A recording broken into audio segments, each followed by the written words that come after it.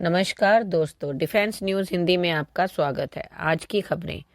भारत की अगली पीढ़ी के लड़ाकू विमान की चुनौती। जीई एरोस्पेस इंडिया के एक वरिष्ठ अधिकारी के नाम न बताने की शर्त पर उसने कहा कि भारत के उन्नत मध्यम लड़ाकू विमान यानी एमका कार्यक्रम के लिए अगली पीढ़ी के जेट इंजन के सह विकास से जुड़ी जटिलताओं पर प्रकाश डाला है। अधिकारी ने स्पष्ट किया कि जबकि रक्षा अनुसंधान और विकास संगठन डीआरडीओ ने छठी पीढ़ी के इंजन की इच्छा व्यक्त की है, ऐसी उपलब्धि के लिए संभवतः अनुकूलित चक्र इंजन प्रौद्योगिकी को शामिल करने की आवश्यकता होगी, जिसका उदाहरण जीई का अत्याधुनिक XA100 इंजन है, जो वर्तमान में उन्नत परीक्षण में है।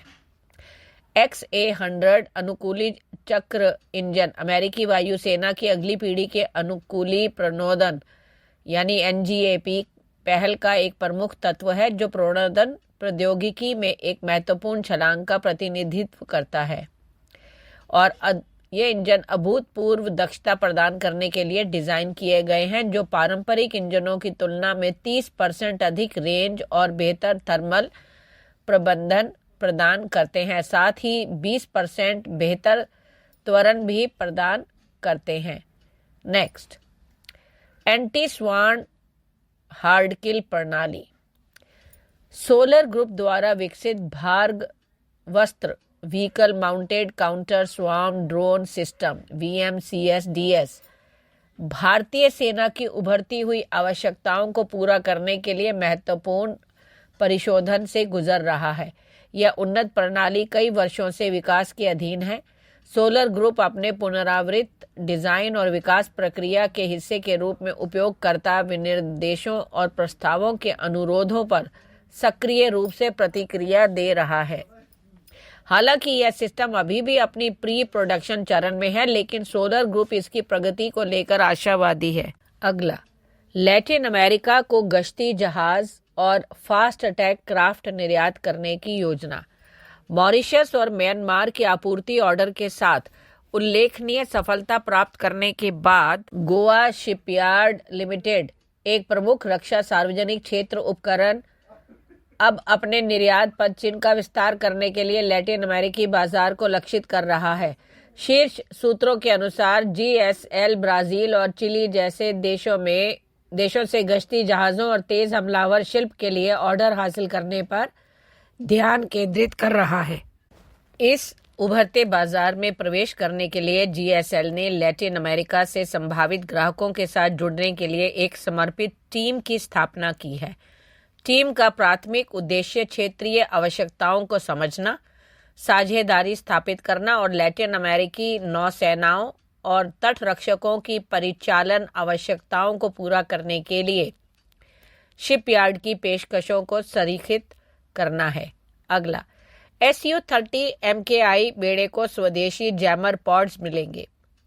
भारतीय वायुसेना अपने 260 Su-30 MKI लड़ाकू विमानों के बेड़े की उत्तरजीविता और युद्ध क्षमताओं को उन्नत स्व सुरक्षा जैमर यानी ASPJ पॉड्स से लैस करके बढ़ने जा रही है। यह अपग्रेड स्वदेशी इलेक्ट्रॉनिक युद्ध क्षमताओं में एक महत्वपूर्ण छलांग का प्रतिनिधित्व करता है, जो यह सुनिश्चित करता है कि Su-30 MKI विवादित हवाई क्षेत्रों में उभरते खतरों के खिलाफ प्रभावी बना रहे। ASPJ पॉड का विशेष रूप से Su-30 MKI के विंग टिप स्टेशन 11 और 12 पर स्थापित करने के लिए कॉन्फ़िगर किया गया है। यह बाएं हाथ और दाएं हाथ कॉन्फ़िगरेशन में उपलब्ध है और व्यापक कवरेज और कार्य क्षमता सुनिश्चित करने के लिए इसे हमेशा एक सेट के रूप में तैनात किया जाता है। अगला, जगुआर बेड़े को जीवित करने का मामला। भारतीय वायुसेना को हाल के वर्षों में एक महत्वपूर्ण चुनौती का सामना करना पड़ा। जगुआर स्ट्राइक फाइटर्स के अपने बेड़े से धीरे धीरे बाहर निकलना। हालांकि विमान की उम्र और आधुनिकीकरण की आवश्यकताओं के कारण यह निर्णय अपरिहार्य था, लेकिन इसने स्वदेशी क्षमताओं का लाभ उठाने और इसे दुर्जय प्लेटफॉर्म की सेवा जीवन को बढ़ाने का एक अवसर खो दिया। जगुआर एक संयुक्त एंग्लो फ्रेंच उद्यम दशकों से भारतीय वायुसेना का एक मजबूत आधार रहा है। इसके प्रभावशाली प्रदर्शन के साथ साथ इसकी कई तरह के हथियार ले जाने की क्षमता ने इसे जमीनी हमले और टोही सहित विभिन्न भूमिकाओं में एक मूल्यवान संपत्ति बना दिया। हालांकि पुराने बेड़े, स्पेयर पार्ट्स की कमी और रख रखाव की चुनौतियों के कारण इसे अंततः सेवानिवृत्त होना पड़ा। अगला, वीएसएम कॉन्फ़िगरेशन प्रबंधन कार्यशाला में सहयोग। डायनामैटिक टेक्नोलॉजीज लिमिटेड ने हाल ही में वैल्यू स्ट्रीम मैपिंग यानी वीएसएम कॉन्फ़िगरेशन मैनेजमेंट वर्कशॉप की मेजबानी की, जिसमें डायनामैटिक और एयरबस A220 टीमों के प्रमुख सदस्य एक साथ आए। इस सहयोगात्मक कार्यक्रम में परिवर्तन प्रबंधन, इंजीनियरिंग, संरेखन और ग्राहक अपेक्षाओं के साथ सहज समन्वय सुनिश्चित करने पर ध्यान केंद्रित किया गया।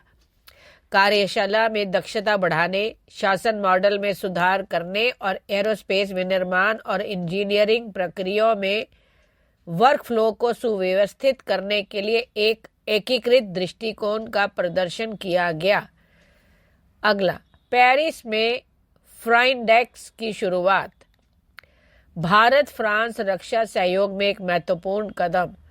रक्षा नवाचार संगठन DIO और एजेंट्स डे लाइनोवेशन डे डिफेंस द्वारा आयोजित पहला FRINDX फ्रेंडएक्स कार्यक्रम आज पेरिस में शुरू हुआ। महत्वाकांक्षी होराइजन 2047 विजन और भारत फ्रांस रक्षा औद्योगिक रोड मैप के साथ संरेखित यह 2 दिवसीय कार्यक्रम दोनों देशों के विविध हितधारकों को एक साथ लाता है। फ्रेंडएक्स भारत और फ्रांस के रक्षा स्टार्टअप, निवेशकों, इनक्यूबेटर, एक्सेलरेटर और विश्वविद्यालय के एक मंच के रूप में कार्य करता है, ताकि वे आपस में जुड़ सकें, सहयोग कर सकें और संयुक्त उद्यमों के लिए अवसरों का पता लगा सकें। इस कार्यक्रम का उद्देश्य नवाचार, प्रौद्योगिकी हस्तांतरण और अत्याधुनिक रक्षा प्रौद्योगिकियों के सह विकास को बढ़ावा देना है।